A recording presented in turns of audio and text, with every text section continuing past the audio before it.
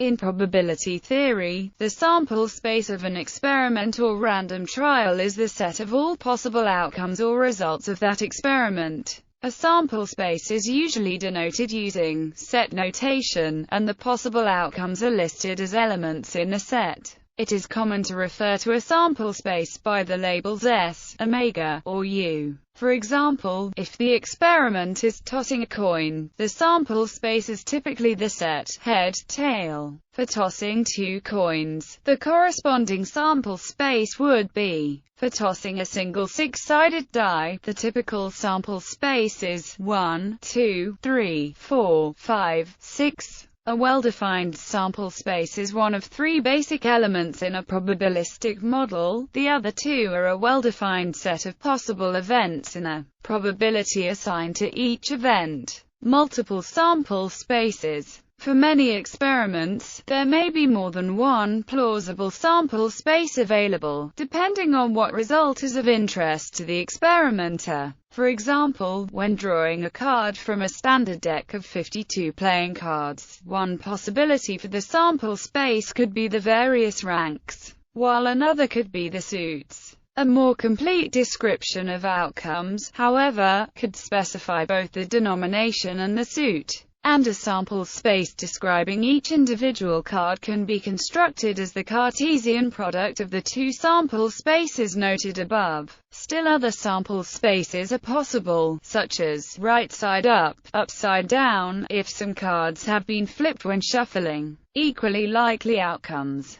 Some treatments of probability assume that the various outcomes of an experiment are always defined so as to be equally likely. However, there are experiments that are not easily described by a sample space of equally likely outcomes. For example, if one were to toss a thumbtack many times and observe whether it landed with its point upward or downward, there is no symmetry to suggest that the two outcomes should be equally likely. Though most random phenomena do not have equally likely outcomes, it can be helpful to define a sample space in such a way that outcomes are at least approximately equally likely, since this condition significantly simplifies the computation of probabilities for events within the sample space. If each individual outcome occurs with the same probability, then the probability of any event becomes simple random sample. In statistics, inferences are made about characteristics of a population by studying a sample of that population's individuals, in order to arrive at a sample that presents an unbiased estimate of the true characteristics of the population. Statisticians often seek to study a simple random sample, that is,